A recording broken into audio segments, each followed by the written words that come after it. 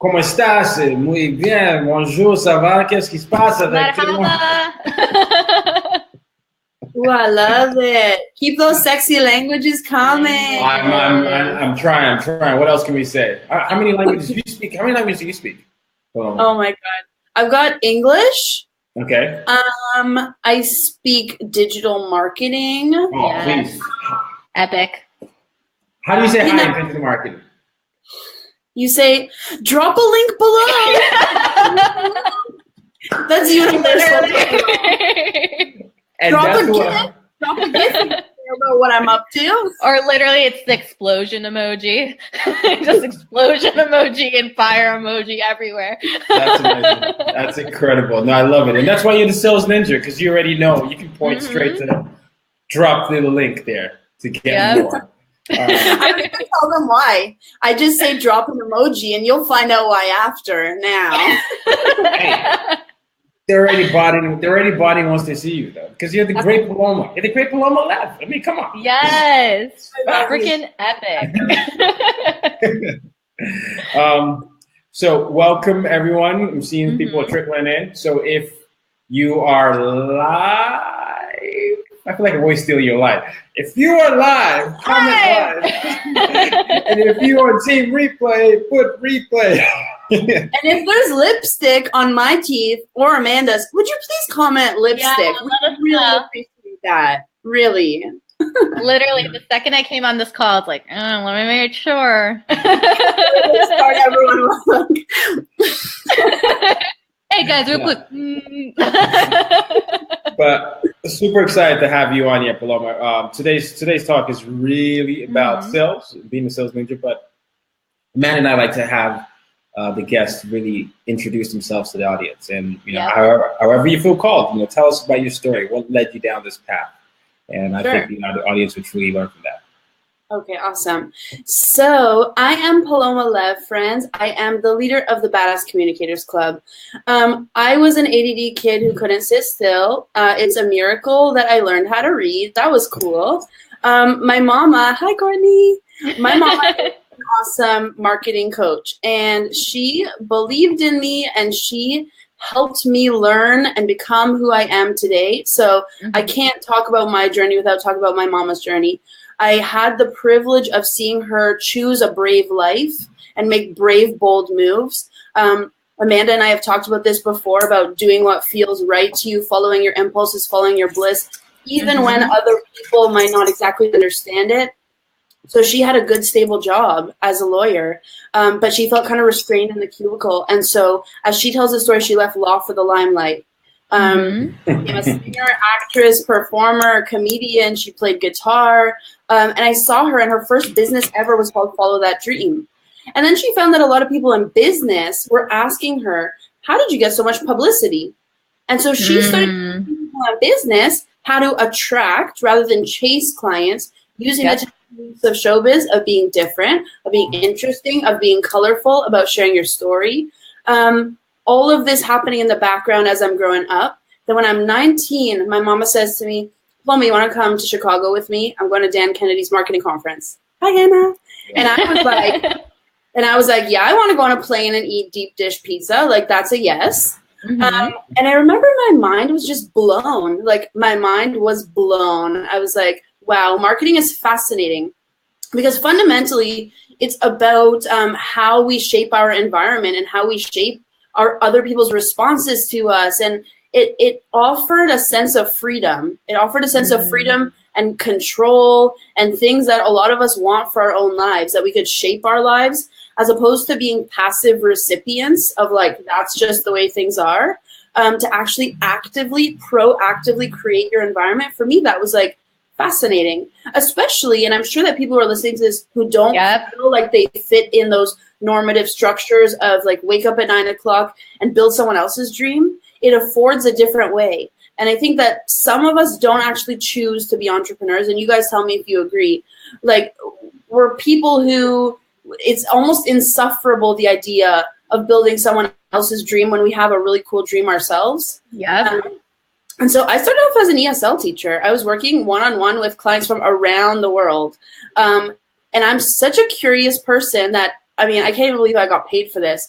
But it was like, okay, so now I'm talking to this dude from like Saudi Arabia and I can ask him anything. Now I'm talking to this woman from Korea and I can ask her anything. And I had clients from like over like 22 countries. And as I'm helping them with their speaking skills, I get to learn about the world. And I found it fascinating.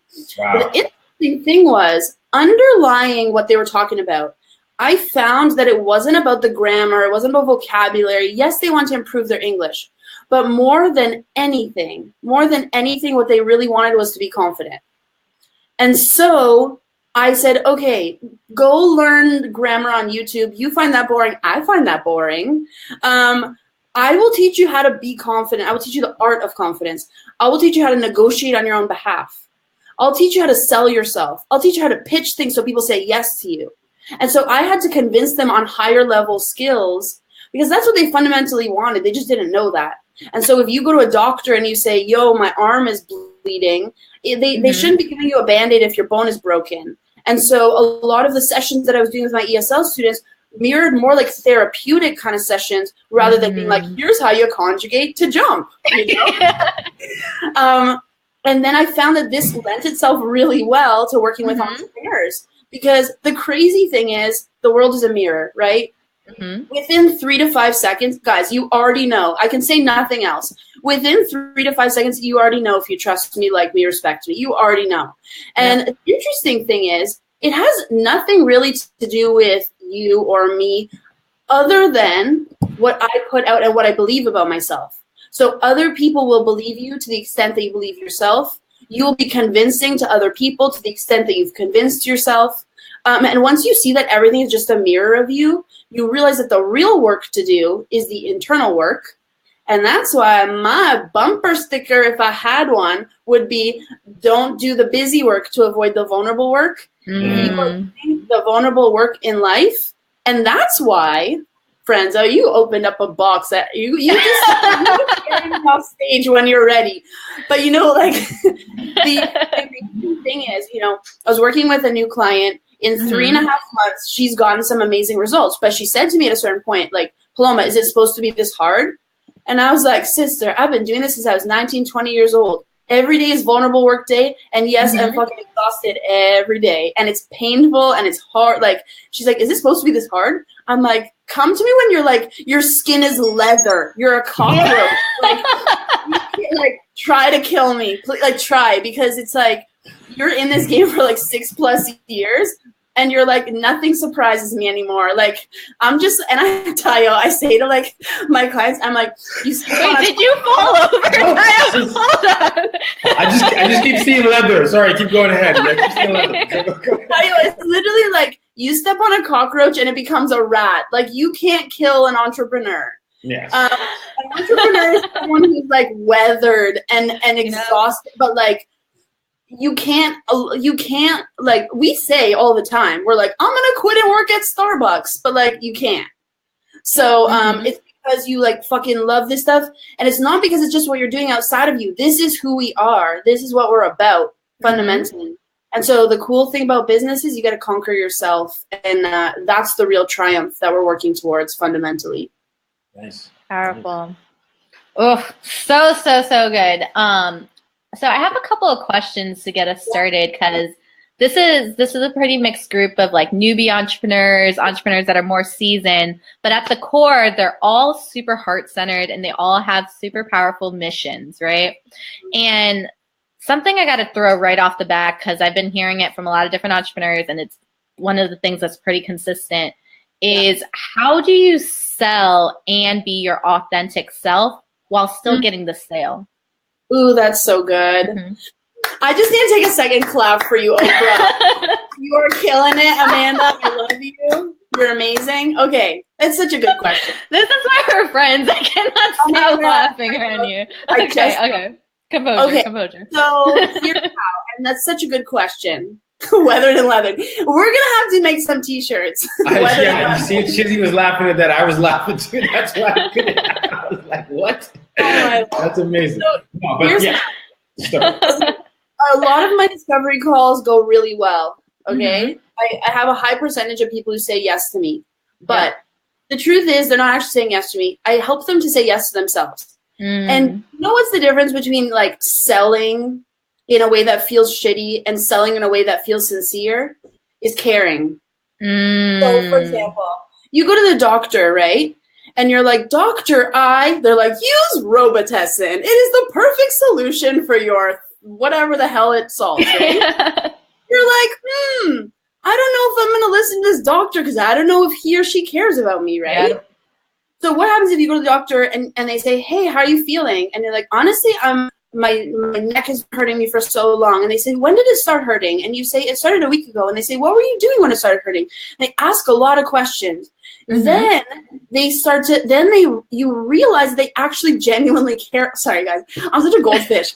With this, like, when anything pops on the screen, I'm like, oh, interesting, Courtney. Stop with that engagement, guys. Stop with that engagement. How rude. No, don't stop. Keep going, guys. Thank you. But really the fundamental difference is you can tell if someone cares about you because the diagnosis period is extended. If someone doesn't, and friends, I have this all the time. It makes me laugh. I print screen it. I put it on a document. So I'm going to ding you for this. When someone randomly just adds you on Facebook and the first message, I'm blown away. This happens all the time. The first message is, you should come to my retreat in blah, blah, blah. And I literally just want to respond, what do I do? What's my favorite color? What's my middle name? How many sisters do I have? What's my work? What do I care about in life? Tell me. I dare you. Tell me. But you can't tell me anything about me. So that means you don't care about me. That means that you care about yourself, and and that's fine. We are all self-interested. That's human nature. But it's not in your best interest as the person who's selling to not care about the other person, right? So like at the end of the day, like, yeah, please be a good person, but it's not even in your self-interest to start off by imposing upon someone, you need blank. I was literally at a networking meeting once. This dude turned to me. They're like, now chat to your neighbor. And this dude's like, you need real estate. And I'm like, oh my God. Like, what? I'm like, wait, you got some free real estate for me? Like, what's the and so, yes, the reason that people trust me is because I care so deeply that you can't not feel it, okay? And you know why I care so? It's funny. I have this ebook thing that's coming out, and one section of it, it's on rapport building. One section is how to like people. I know it sounds so weird to say, how to like people.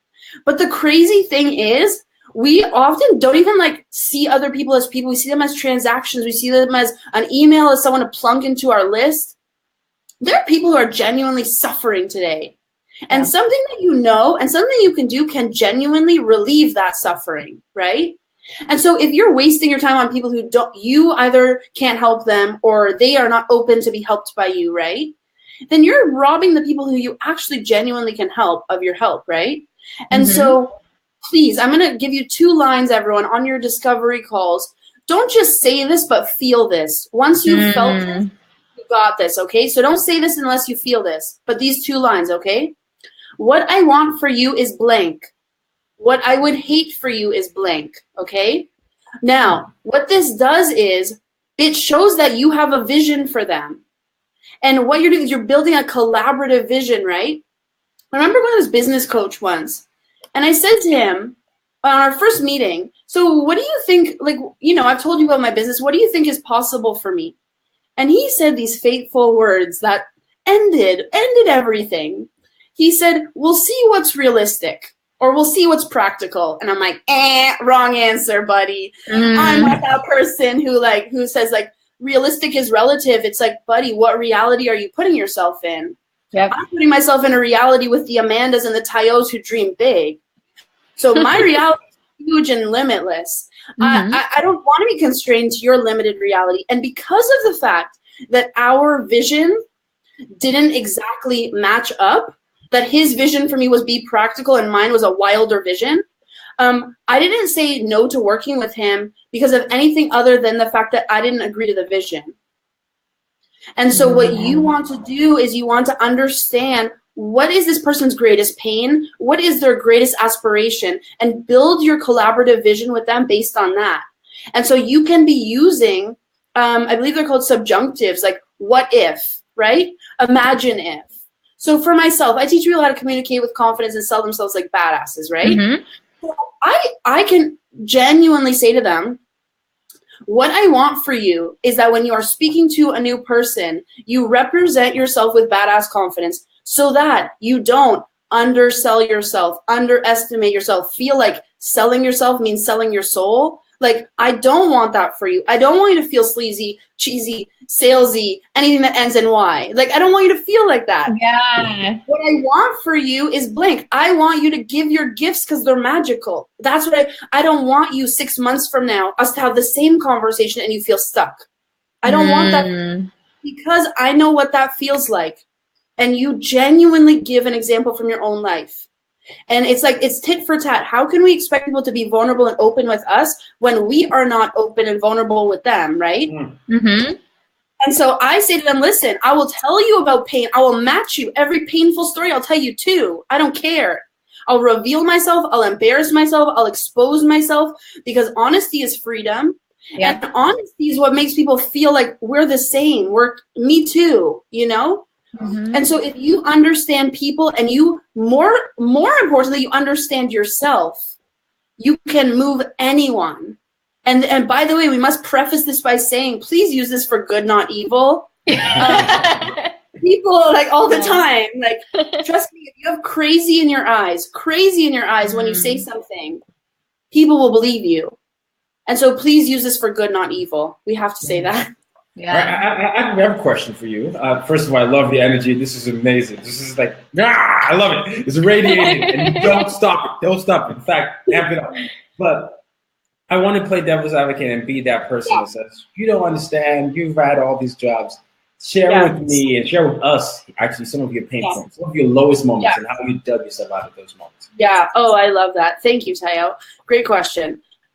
So I've had a lot in my life. I actually recently pushed myself to do a Facebook Live. Like, I tell bits and pieces of my story, but I always say, like, you got to practice what you preach.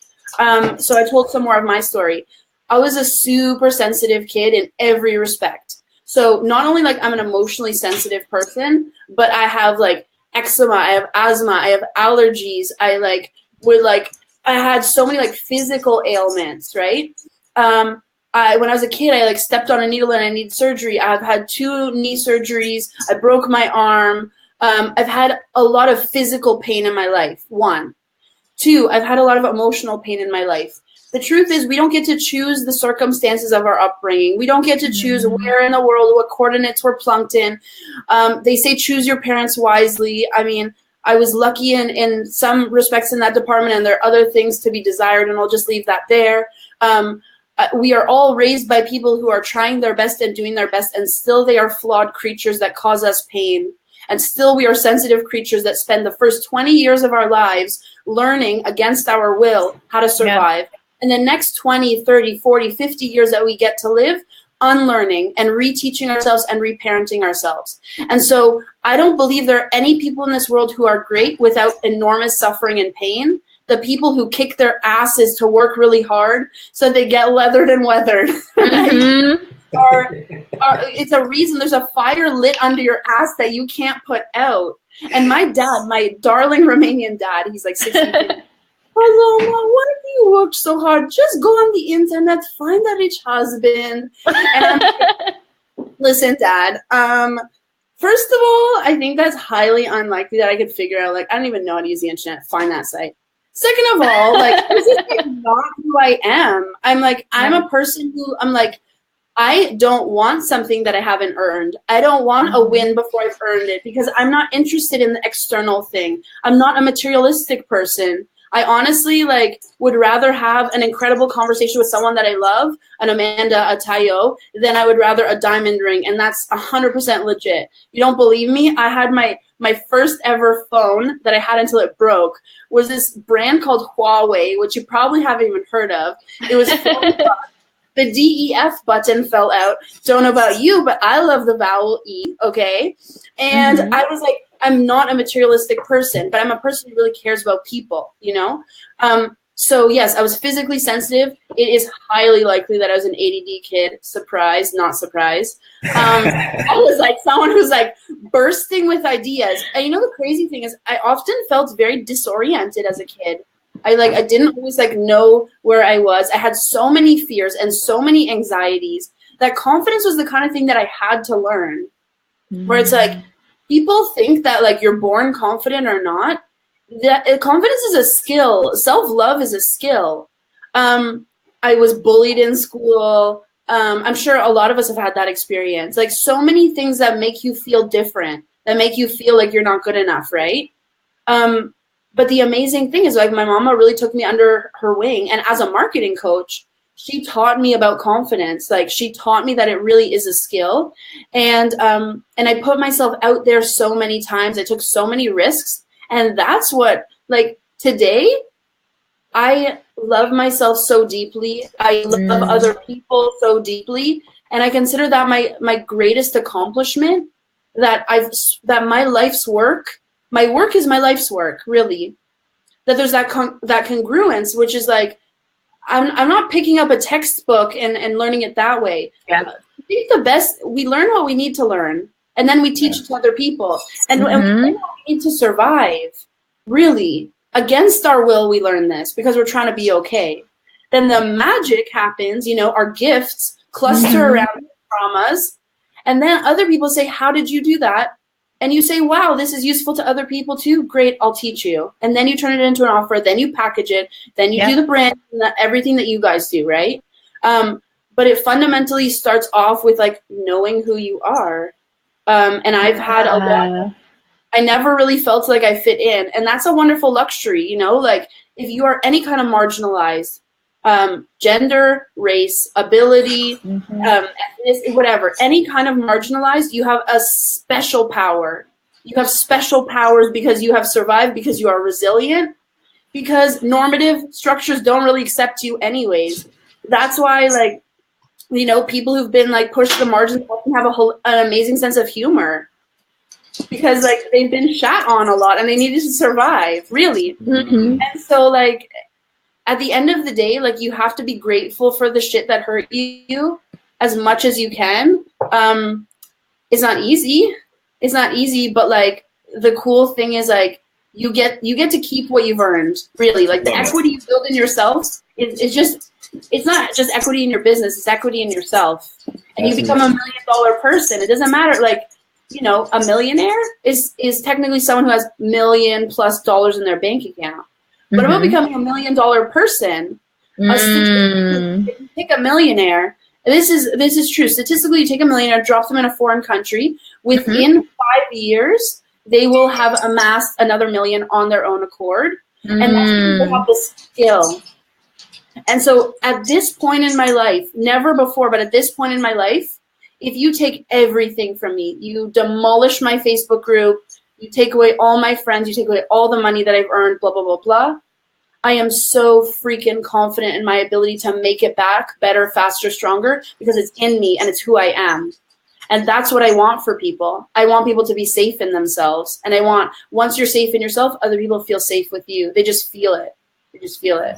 So my question for you is what immediately popped up, and we have Naomi in the group. She has a question around this too. And so wanted to tie in the $1 million person, because I think that's so powerful when it comes to leadership and stepping into who you really are and your authenticity. And it goes deeper into what it actually takes to be that vibration of the $1 million person, right? And so Naomi's question is, how did she teach you confidence? The title of this talk is How to Stop Doubting Your Strengths, right? And sell your next life-changing offer in 48 hours, which you can definitely do. Like, you're so epic at it. And so I know there's so many, and we've had these talks before too, there's so many amazing entrepreneurs who just doubt themselves. And they're doing amazing work. They're creating amazing results. But when they look at themselves in comparison to other people in their industry, they feel like they're behind. So Yeah. how would you speak to that person? That's great. So first of all, my mom always said to me, don't compare your insides to other people's outsides. Mm-hmm. Do you know what social media is? It's a parade of outsides. It's a parade of and we all know that, friends. We all know that it's the highlight reel of our lives. I'll give you an example. I'm going to be like Kanye here. I'm not going to actually answer the question directly. I'm just going to tell you a story, and hopefully it cycles back, okay? Yes. I was in New York, one of my 4 New York trips, okay? New York is my favorite place in the world, particularly Brooklyn. I know it's high on next time. We're going to grab so much coffee. It's going to be ridiculous. Because clearly I need coffee. Hello.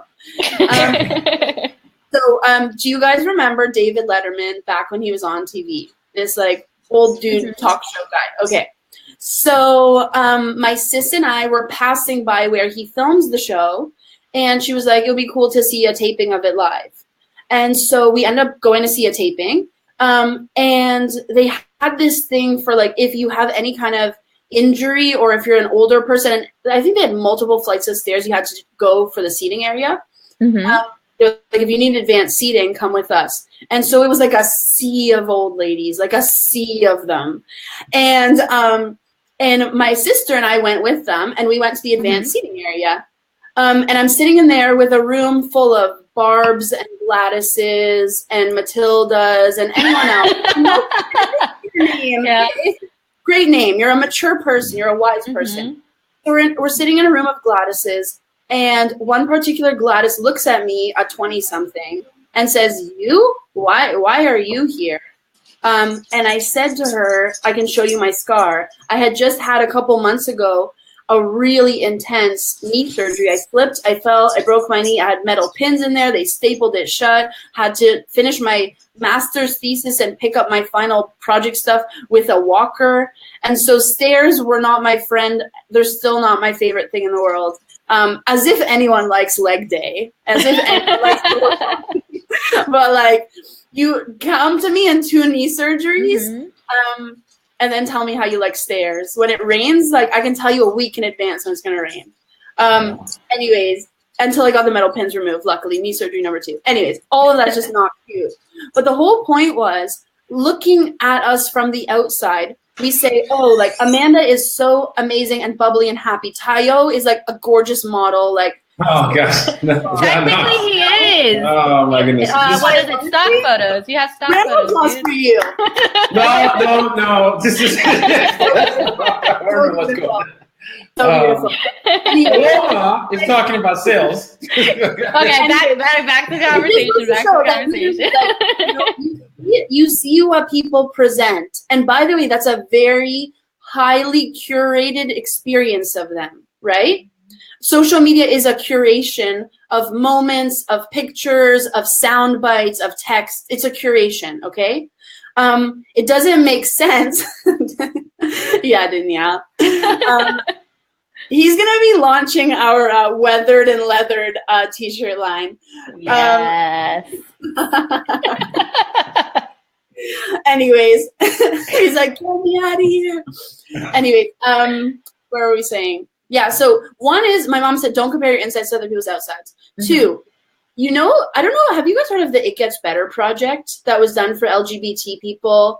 No, so there is this Sex and Love. That was on YouTube? Yeah. Oh, yes, love it. This Sex and Love columnist, Dan Savage, started this project for LGBT, gay, lesbian, trans people in high school who are being bullied. And he started this YouTube project called It Gets Better, telling people in high school, like, listen, high school is not the world. You exit that and things will get better. The amazing thing that I found is if you've already done your suffering, and whether we like it or not, there's more suffering in store for us. But if you've had and I'll say this, if you've had the privilege of going through some really hard stuff in your early days, in the same way as nothing comes for free, no party you go to, you don't leave with a loot bag. So you take everything from those painful experiences. And that's why when I was like 19 or 20, I was coaching people double my age, like well-known like managers at companies, because I had been doing the vulnerable work. You know, there's busy work and there's vulnerable work. I've been doing the vulnerable work since I was 13, writing poetry, writing the hard stuff, meeting people. I told Tayo last time I posed naked for an art class when I was scared to do that. I've done debate tournaments, et cetera, that were all scary, right? How did my mom teach me? She gave me the opportunity to not be mediocre. Sometimes we want to opt for mediocrity because it feels safer. And I specifically remember this moment. It's kind of embarrassing, but I like telling embarrassing. I help people, so let's do that. Did you guys have the speech competition in elementary school? Did you guys ever have to make a speech for elementary school? Okay, well, in Canada, we're like some classes. In our amazing Canadian education system.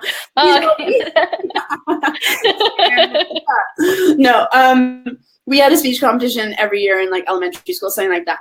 And I remember, so my mom, a marketing coach, I remember going to her with my speech, and she's the kind of mom, and tell us if you guys have that kind of parent who like is the highest on the no bullshit and the highest on the love, but at the same time, like they will be so honest with you. Like if something's bad, they'll tell you. Yeah. I had like a no sugarcoating kind of mama. And I remember doing my speech for her. Maybe I was in, I don't know, some elementary school grade. And I chose the most boring topic ever because I really didn't want to be noticed. I told her, she's like, I did my speech for her. It was on the topic of why you shouldn't smoke. Like I literally picked the most boring topic ever. So embarrassing when I think of it now. And then I did it for her, and I was like, so what do you think? And she's like, it's pretty boring. And I was like, okay. And she's like, Paloma, what's your goal here? And I was like, Mom, honestly, I want to get a B-. I want to get this over with. Like, I don't want people to notice me. I find it embarrassing to stand at the front of the class, have everyone looking at me at the same time. And what she said to me was, like, exactly what I say to my clients now, I dare you to be interesting. Because, you know, the amazing thing is, my mama said to me, she's like, Paloma, you're one of the funniest people I know. You're one of those interesting people I know. Why are you making yourself smaller? Why are you, like, dimming your light? And so I would have loved to say, I stood up and I wrote the best speech and I threw that away. No, that year I stuck with my mediocre speech, got my B-, all was good. But the next year, it kind of like, you know, when some words like haunt you, they sort of haunted me. And then next year I did my speech on, I used to write these silly letters to cereal companies, my marketing ideas, and they were sort of funny. So like I'd write to like Sugar Crisp, and I'd be like, why do you have so much sugar in your sugar? I don't know, but it was actually funny. And I'd be like, you know, we're not trying to get sued here. We love you, Sugar Crisp, you're a quality company. But I remember being like, why do you guys, and then in the PS, I'd be like, can you please send me some free coupons for this, whatever. It was just like I wrote these like kind of silly letters, right? But they were funny, and they were on purpose funny. And I ended up doing my speech on that.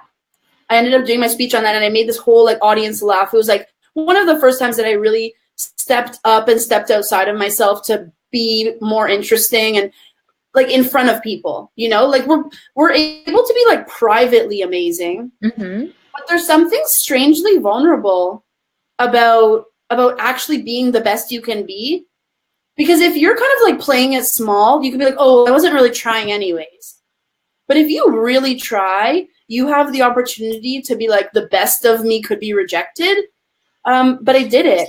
And that year, I won the speech competition for my whole school. But more than that, I was the last of my 4 sisters. All 4 of them had won it consecutive years before me.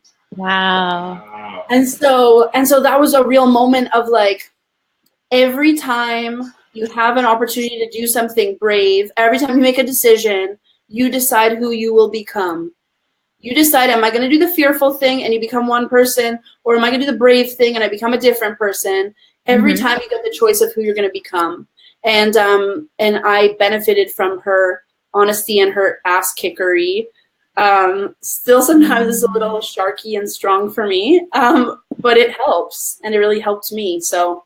Yeah. Wow. So Paloma, I'm a prospective client to you right now, and I just heard that beautiful story, and I'm like, oh my goodness, I don't want to dim my light. You just dared me to be interesting, but I'm like, my product and my service though, it just feels very weird coming to my mouth because I mean, I love the story. I have the passion for it. But then when I have to say like $2,500 or I need 20,000 for this coaching call, I feel like I don't believe that price. Yeah. How do you deal with that? This is something this is me. Many times people will tell me, you have undersold yourself, sir. And I'll be like, damn. I wish I did. So what would you say? Even though I believe in everything, and I'm like, man, but I don't want to ask you for $20,000. Yeah, that's a good question on pricing. That's a good question. Yeah, really good question. So here's what it comes down to. You are people who feel this way don't understand what money really is about. And the reason is because we are, and I know you can say it sounds cheesy, but at the end of the day, you are the money, you are the value, right? Someone can't give it to you. They can like pass it your way. But like at the end of the day, you are the money. And the interesting thing is in our culture that's very materialistic, very capitalistic, we believe that money is everything. We believe that that's the most valuable thing that someone can give us. I know that you're 20,000, you're 30,000, you're 40,000, you give me $1 billion, and it doesn't compare to, and I say this with 100% certainty, it doesn't compare to the shit I have suffered to learn. It doesn't compare.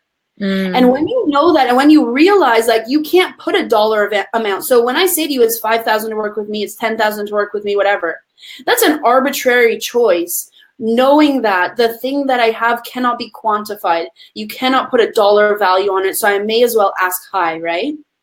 And so we ask high and then we live up to our prices. But just know this, money is a commodity. Money is not special. A lot of us, most of us grew up with painful relationships to money, and I am no exception.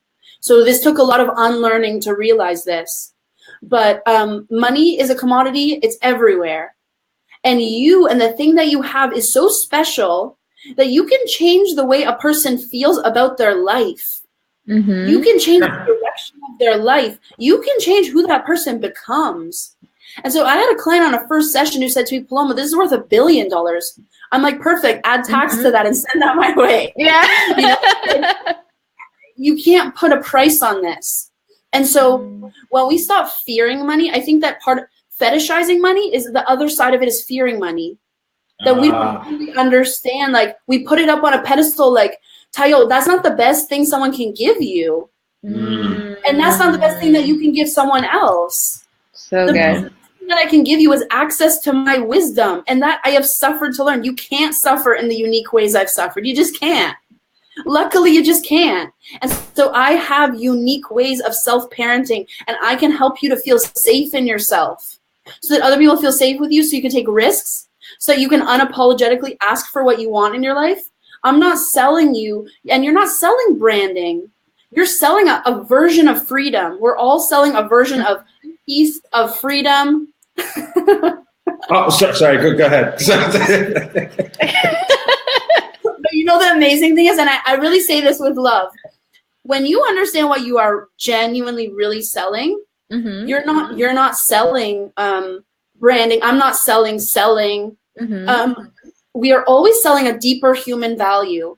Yeah. So when you understand what humans care about, right? I have a course, the Sell Yourself Kit, right? And in it, there's one chunk, deeper human values, and it's literally a comprehensive brainstorm of things that people care about. We can just name some, volleyball some here: freedom, peace, self-actualization, identity, being a part of the group, belonging, meaning, connection, love, joy, feeling alive. That's what people are buying. And so you need to translate you believe it's a commodity until you start seeing it as you're selling access to this deeper human value, and that thing is invaluable. You can't put a price on it. How do you put a price on confidence? How do you put a price on freedom? You can't. That's what I'm offering you. If you have the opportunity and the privilege to work with me, that's what you get. Access to that. So translate the thing that you do into the deeper human value and say, it's not about X, it's about Y. For me, it's not about adding more dollars to your bank account. When you work with me, often you do. It's not about adding more dollars to your bank account. It's about knowing for certain that other people would be lucky to have the opportunity to work with you. That's what it's fundamentally about. So understanding that and selling from that place, a place of I genuinely love you. I genuinely want good for you. I genuinely will say no to you if you're wrong for me. I genuinely won't let you buy this thing. I won't let you buy it unless it's right for you, because that would be doing a disservice to you. That integrity is huge. It's easier said than done. I mean, early on in our careers, I'm like, anybody want anything? I'll make you Yeah. a shoulder massage, like early on, you know. But Amanda and I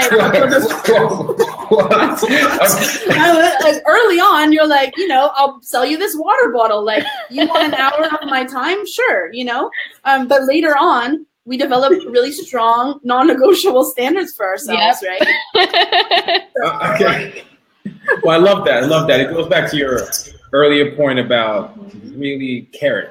You know, you said you should care about what it is that you're doing, care about the service that you're offering. And I love that comment you made about changing your relationship with money. You know, I'm certain that's something that I've always had in my head. I'm like, man, it's money. I'm overvaluing the price of money, and I'm devaluing myself. So if anyone out there is in the same boat, and just in terms of negotiation, I've learned that I've always charged high. And one thing that I've realized is, if you're not nervous when you name your price, you're leaving money on the table.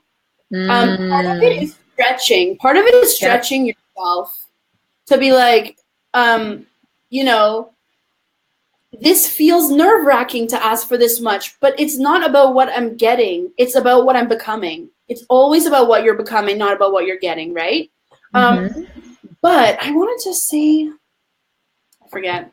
I'm a goldfish. I forget. Oh, so good. I remember. Yeah. I have something I got to say to you guys. So I went on this project when I was 24 called Entrepreneur 100. The only entrepreneur I knew was my mama. And I read in a book somewhere, if you want to become something, make sure that you meet and know at least 100 people who do that thing. So I went on this quest to meet, interview, blog about 100 entrepreneurs before I turned 25. That was my goal. I got to about 52 or so. And I used a particular site where there are people who are willing to just mentor young people for free, right? And one thing that I was suspicious of, I remember early on in my early meetings where I'd go to just like, you know, those pick your brain coffee chat meetings? Yep. I didn't understand why someone who was very well established would want to sit down with a 20-something and just give them everything they knew. And so sort of like a person who's like jaded about relationships and you like preemptively like reject them. I was like, why do you even want to help me? Like, I don't understand what you're doing. What are you getting out of this? And I'll never forget what this one woman said to me. She was like, Paloma, I've reached the point in my life where I have enough money for a couple different lifetimes. And you realize after this whole period of time that when you have money, you have enough, more than enough. There's something else you want. And that other thing is the feeling of satisfaction of helping people. I don't care if it sounds cheesy, but she's like, that's what you want. Money will never make you feel satisfied. Money gives you comfort. Money gives you ease of access. Money lets you throw money at problems. But at the end of the day, she's like, that's not satisfying. And she's like, no amount of money has ever made me feel as peaceful, as joyful, as abundant, as wealthy as when I have a conversation with somebody who says, wow, I learned so much. Thank you so much. At the end of the day, what we want, we don't want to die with zillions of dollars in our bank account. I mean, it would be nice. I'm not going to say no to that. But like, that's not what we fundamentally want. We fundamentally want to know that our gifts, that we use 107% of ourselves. That's why people don't like jobs, even if they're easy. Like, who wants to go and staple papers and get coffee and wipe someone else's butt? Like, nobody wants to do that. And it's not because it's hard. It's not because it's hard. Entrepreneurship is the hardest thing you can do. You will cry a couple times a week if you're doing it right, okay? So entrepreneurship is the hardest thing in the world.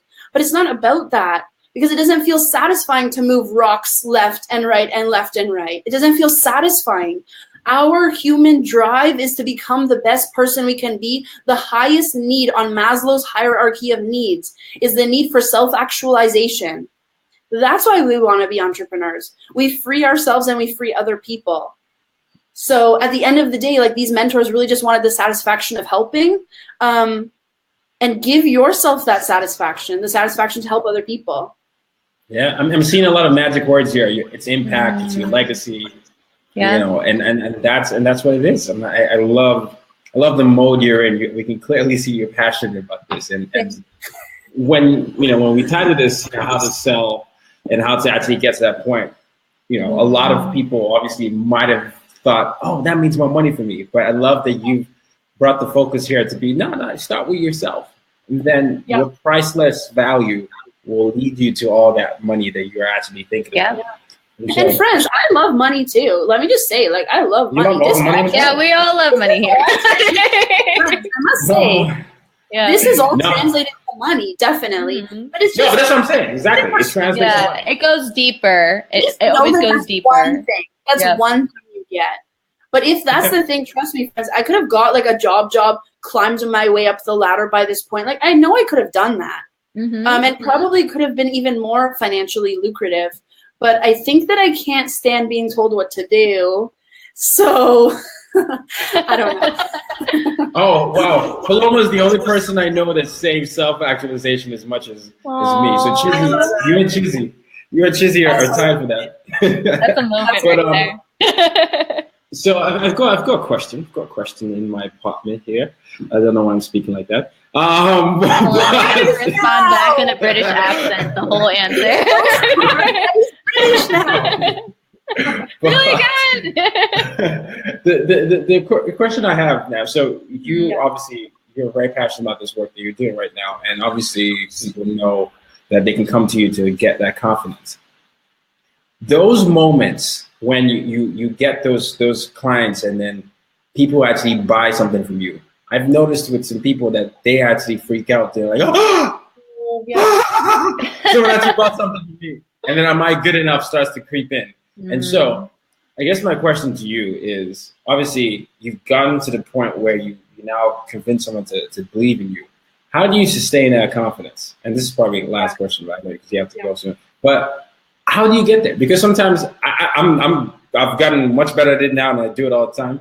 But I have had like several conversations with people, 5 conversations to be exact this week.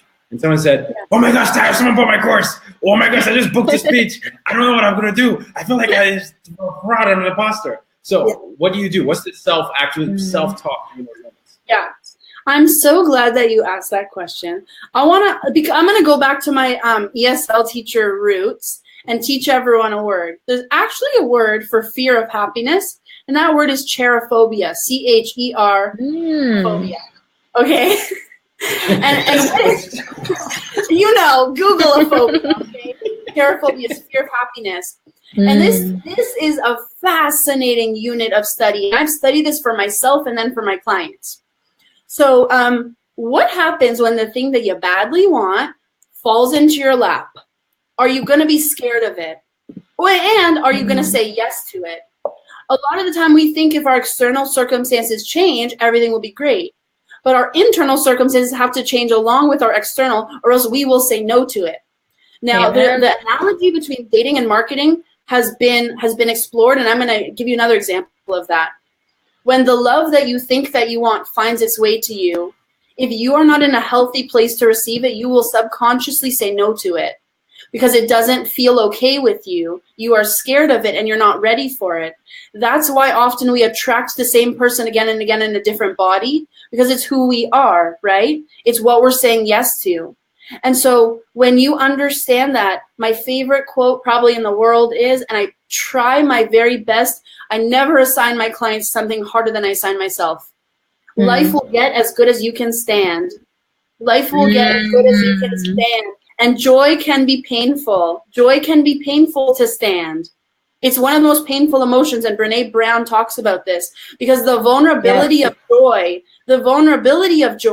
I remember having this like one moment with someone that I really loved, and I was just literally just like sitting with him, talking to him, and thinking like, oh God, like I hope, like I just wish that I could have this moment for longer than I know it's gonna last, right? Like eventually we had to like leave, And I just like, I said to him, I'm like, I just want to take a snapshot of this moment in my mind, because of course it couldn't like stay forever, right? But joy is scary because there are so many cultural roots for why joy is scary. There are religious roots that make that pleasure equals bad. And that is so deeply ingrained in us. We don't even know how deep that is, one. But joy and pleasure and okayness, as entrepreneurs, we use our anxiety, and all of us have anxiety, all of us. We use our anxiety to propel us. So what happens when we switch that off, when we let go, when we release? Are we no longer these achievement machines? Like I find and you know that sucks, guys? And it's true, and I'll just be honest. Sometimes relaxing feels really freaking hard. People are like, Paloma, you deserve a break. And I'm like, right now, I don't know how to relax. Like I'm in go mode, right? And so life will get as good as you can stand. And my assignment for anyone listening is this can be a project you take on. I believe in turning a pain into a project. Pain to projects is one of my philosophies, which is like, whatever shit you're going through, turn it into a project. Ask your pain a question, discover it, massage the pain, find a way to do this project in the world. I asked the question after my grad school program when all my friends that I loved were moving away. I asked myself the question, how to be alone. How can you, because a lot of my friends were leaving, and I'm like, where does that leave me? And I went to New York for the first time by myself, and I had a beautiful experience, right? So life will get as good as you can stand. Your pain can turn into the project of how do I stand goodness? How do I get better at standing goodness? Because you know what's funny? And I'll tell you this I guess this last story, but I don't know, it's kind of a weird one. But I remember when I recently, for the Sell Yourself kit, I received a lot of testimonials. I was building the sales page for it, right? And I got this one testimonial that was about 4 minutes long. And about 10 seconds, I can't believe, 10 seconds, I had to pause it. And I was like, I'll come back to it later. And it was so like beautiful and so moving. Like I definitely like welled up with tears. There's something vulnerable about receiving, and I had to come back to it later. Like we dread a compliment, you know, like we push it away. We refract the light because it can burn our eyes, right? And so what if you can stand the goodness? There's no shortage. There's no lack. Everything is abundant. Everything that you want, you can have it. Everything is available to you. But the problem is right now you can't stand it. So before you ask the universe for it, get good at standing it. And you don't have to have any money in your account. You could be negative $1,000, okay? Sit and do something that I call joy yoga, which is literally like learning how to stand good. You take 60 seconds a day. 60 seconds a day belong to you. And in that 60 seconds, you want nothing. Do not want anything. Do not ask for anything. Just feel the enoughness of what you have. And close your eyes, put your hand on your chest so you feel grounded, and see the light coming to you, and just say yes to it. And it's hard. It's hard to do. But the amazing thing, I've assigned this to clients before, and one guy was like, I did this for 10 minutes, and I like blissed out. It felt like when I was on drugs. Because we don't really let ourselves go there. Like I don't know about you guys, but sometimes I get a sale. I'm like, okay, next. When I have my first 10K month, and then I was like, oh shit, now I have to make sure that the next month is. Or I remember this year I had my first passive asset sale. Like I was making Amanda a funny like silly GIF or like type thing, and while I found it, someone private messaged me and said, just bought your course. And so, like, what happens when the good comes to you? Please, and I say this with love, please learn how to stand the goodness, because it wants you back. Just get more peaceful with it.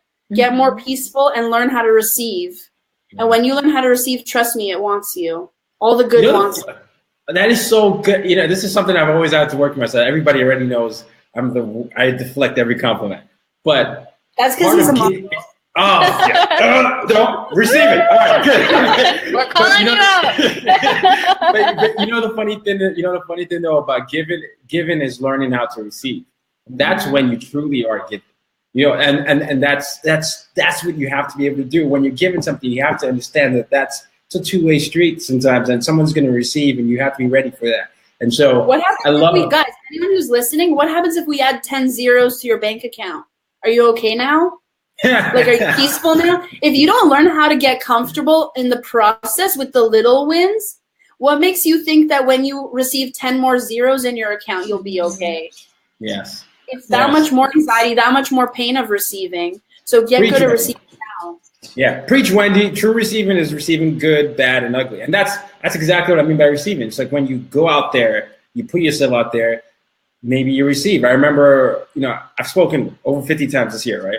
But I remember there was one particular bad experience that I had, and I had prepped everything. I don't like reading up speeches, but I just done back to back to back. So I was like, for this one, I'm just gonna have to read up there. And I remember I went on stage, I printed it out, and then I started to give out the speech. Once I flipped out the first page, the next page didn't look very familiar. And I was like, oh my gosh, this is very different. And I figured it out midway through the speech. I didn't realize that the page printed front and back. And so in the middle of my 45-minute speech, I was freaking out, but trying not to show that on stage. And I just knew I just gave one of the worst speeches of my life. And I was like, what are you going to do right now? Are you going to dwell in this moment or not understand what happened? And I received all the feedback. And I was like, oh, okay, good. I'm going to turn that into the project, like you said, and make sure that next time I'm even more on point with my rehearsal strategies and all that. But I could easily have done, oh, snap. No more speeches for the rest of my life, and then not going on to do the 40 other that I did in a year. And so that's a moment that happens. So that's a bad, right? Receiving the bad and the ugly. But understanding that you stand in that pain and you acknowledge it, and then you decide to move forward from there. And so I love the message that you're doing. So I love that. You know what's so huge too that brings up all of this? I had like a meditation earlier, like a couple of weeks back, and it was one of those meditations, and I'm not sure if you guys had those before, where you just come out of it and you're like, holy shit, I just downloaded something huge. And and out of this meditation, I had the realization that we choose our goals not for the end goal. We choose our goals for the experiences that specific goal would give us, right? So it's more, we choose the 10K month or the 20K month, or we choose the soulmate, or we choose the, beach body or whatever, with the intention of really enjoying the process that it would take for us to get there. Right. And for the next goal, and for the next goal that gets built out from following these joys, what we want. Yeah. And so what's really eye-opening from this whole conversation, and Paloma, you're just so perfect at this too, is you really dive deep into the self-actualization in the heart, the intention behind why we do what we do. Like something I struggled with was I had a high performance sales coach. Spent tons and tons of money on that mastermind. Yeah. Huge. It was one of the biggest investments. It was the scariest investment of my life. And I just knew in my heart that for the work that I wanted to do here on earth, I needed to learn sales. And I remember being in that mastermind, and my heart just crashed in that mastermind because it was super sales script focused. It was super just collect a whole bunch of phone numbers and just start mass calling people. And there was no intention behind it. It was just, let's just do all this busy work, right? But not the vulnerable work. And what's so powerful about your sales process is you're doing the vulnerable work first. And so naturally, that person is able to show up on their calls as their natural, authentic, confident, badass self. And who is going to say no to that?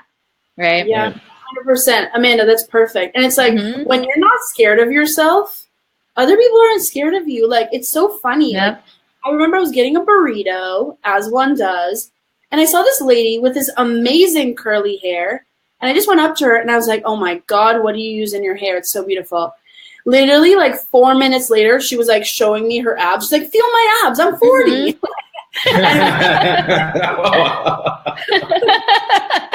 I can't stop laughing when I'm laughing. She's like, oh, my abs, they're amazing. And like this like stranger 4 minutes in asked me to touch her stomach, okay? And you know, it's funny because I love people so much. My grandma was the kind of person, shout out to my grandma. She was the kind of person who would talk to everyone in the grocery store. I found it mortifying. But then I became my grandma, and now that I am my grandma, I am my grandmother. It is like, not you.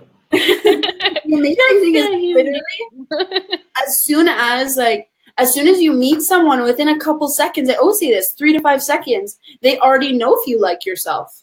They already know if you trust yourself. They already know if you go with your impulses or you're saying to yourself, no, that's stupid, don't say that, right? And the extent to which you trust yourself is the extent to which other people will. That's why when you go up to a stranger, you can either form a really close connection really fast, or they can be alienated by you. Really, because you're alienated from yourself, and people are smart. Their bullshit-omometers are so finely attuned in this content-driven world that our bullshit-omometers have to be finely attuned, that we can, you know, spread apart what we don't want to be associated with what we do. Yep. That you don't really have a choice, whoever's listening, darling. Like, it is in your best self-interest. Like, yes, this is about being a good person, but also if you want to sell your shit, if people don't feel comfortable with you, it's generally because you don't yet feel comfortable with yourself. And we say that with love. Hopefully that lands with love. It's a process worth going on, really. I think your talk today has probably affected people in many ways. I'm sure some people are on the verge of tears. Some people are bursting out with laughter. There was actually people saying tears in the comments. And it's a range of emotions, and they're all probably in that self-realization where a lot of people, I saw Bibi, we actually went to school together, fun fact. But Bibi said, you know, don't be scared of yourself. And that was something she took out of that. The comment with your mom, you know, where she talked about, you know, dare to be interested, which essentially is, you know, dare to be your full self. And I find all these moments, all these truth bombs that you're dropping, things that it's funny that we all know. We know these things internally, but when we hear someone else say these words, we're like, you're right. And I need to stop. You know what's important to say to yourself? If you can, because I made this rule for myself, you sort of have to rig the game for yourself, right? And I made this rule for myself early on in my life. I said, Paloma, darling, because I'm my own friend, I'm my own daughter in a lot of ways, I'm my own parent in a lot of ways. So this relationship with myself is very like, sometimes I'll make myself a video talking to myself. You can say I'm crazy, I don't care, I am. And you could I write myself letters. I make myself voice messages from me to me, especially when I'm about to embark on something that's scary for me or hard for myself, right? Yeah. I told myself early on, you are free to think anything and I won't judge you. You are free to feel anything and I won't judge you. If you have one of those shitty things where you feel jealous of someone, I will not judge you for it. You are free to think, feel, say anything. You're safe in your own head. And when you start from there, like, I remember when I was writing poetry in school, you know, poetry is such a vulnerable thing. And I always made myself hand in something that I was scared to hand in. I wouldn't let myself unless I was scared. And I put this quote at the very beginning of my book that I was writing in. And it basically said, the gist of it was, you cannot disappoint me. And it didn't mean like, you cannot disappoint me. It more so meant like, no matter what, there's nothing you can do that would disappoint me. And that gave me the parameters to sort of explore and to feel really safe in myself. And that's what I want for all of you guys, really, with love. Beautiful. Oh my gosh, Paloma. Like, I agree with everybody in these comments because I feel like what's really beautiful about you and like the work that you're doing and how you're showing up and just this call and this space and this community and everything that we're all here. I mean, there's like 7 people on this Facebook Live right now, plus the 3 of us. There's 10 total people that are sharing in the space of talking about self-love, talking about authenticity, talking about showing up and really caring. And I firmly believe that when you create a community where people feel safe to be themselves and to show up, that's how you start movements. That's really 100% how you start movements. And those movements become bigger and bigger and bigger. So just wanted to honor this. I have to say about Amanda real quick. Amanda, you are there's a million things that are so special about her, least of which is like that her laugh, like if you oh my gosh, you actually lack emotion. Like you actually need to get yourself checked into a hospital. Amanda's laugh is like the most infectious, beautiful sound. Side note. But Amanda dreams so freaking big, and like it excites me. Like a conversation with her is like a conversation with possibility, where it's literally like look at what's possible, and she just like this. Let's go bigger, and there's never that like fear of maybe I can't. It's like, what is the most audacious, what is the most brave thing I can dream? Let's go for that thing.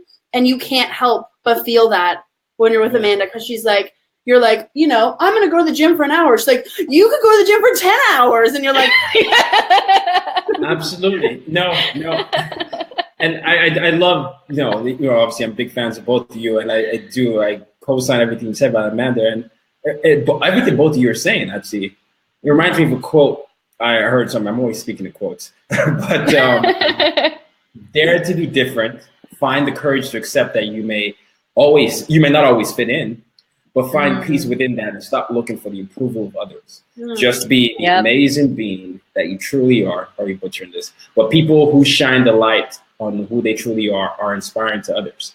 And that's essentially a reminder for us to actually understand the miracle of what it means to be a human being, what it means to be right here on earth. Yep. The fact that you have this moment where you're breathing, you're watching. So what? He fell down, right? Martin Luther King said another quote.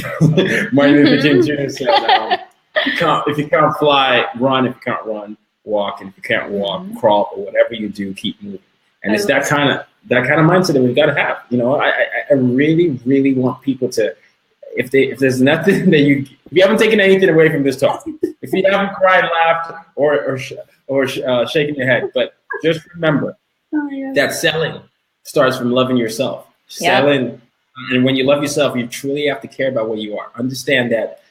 Don't place a premium on the wrong relationships. Like, are you placing a premium on money, your relationship with money, or a relationship with yourself? Allow yourselves to feel. Don't judge yourself for feeling what it actually does feel, but understand how that emotion can either serve or maybe, choose to serve you. So, and the person who has to bend over backwards to please, that is not even worth it anyways. Yeah. Yes. Side note, I did every single project, every single book report on Martin Luther King. And so I got to the point that literally I would inject one of his quotes even when it wasn't relevant. Like my mom would drive me to the grocery store and I'm like, Mom, injustice anywhere is a threat to justice everywhere. I just had a dream. I have a dream, Paloma. Mom, I literally I quoted him way too much. I was like, Paloma, why don't you stop doing your book reports on the exact same person every single time? So one day we'll do a quote off. Well, no, we'll have to do that. But I can't thank you enough. But before we go, please let us know where we can find you. Let us know what you're up to. And all you. So right now, you can hang out with some badass, crazy pants entrepreneurs from around the world in the Badass Communicators Club. If you think that, listen, I have over 4,000 Facebook friends, and I have about 900 left. If you think that you should be one of those 900, and don't take up a spot, do not take up a spot unless you're not really freaking cool. If you're really cool, and you send me a friend request, I might see if you're sponge worthy, and I might use one of my 900 spots left for you. So perhaps add me at Paloma Lev, perhaps not. You make that judgment call. But otherwise, you can come hang out in the Badass Communicators Club. Or just chill in Brooklyn every summer, and I'll randomly enter the same Shake Shack as you, and we'll chill there. I'll be there to use the bathroom. But you'll see me in the bathroom line, so that's where I'll be. Okay, well. So perfect, so perfect. Before we close, I feel really called to ask you this. Is there anything you feel in your heart that you need to desperately share with this audience before we close? Yes. That's such a good question. Amanda, I'm going to be like, this is my question from Amanda. Yes. Want things, but don't need things. Want things, but don't need things. When it's okay to want, but neediness is never sexy. But more so, it doesn't acknowledge that you have it. You have it. It's there. You can lose the external stuff, but you can't lose the internal stuff. You build equity in yourself, and it lasts. There are certain things you cannot lose. You can lose a limb. You can lose friends. You can lose relationships, but you can't lose who you've become. So want things, that's totally fine, but don't need. Don't bend over backward. The right things will stay. Let the wrong things, let them go, and be brave enough to let them go when they're going. Beautiful. Wow. Oh my gosh. Entrepreneur Church, friends. Entrepreneur Church. Literally. Thank you so much. Thank you guys. I love you. You know that. So much love. Love all of you guys. Literally all of you. Yeah. Even the ones behind you right now. I love all of them too. But this is the love circle. So thank you so much. Thank you all. Please, Paloma, is this a small ask? If someone has a question in the group, 100%. Okay, can they ask you? All right. So please reach out if you have any. If you're on the replay team and maybe you missed some of this magic, Paloma just committed to responding to your question. So yeah. Thank you. So good.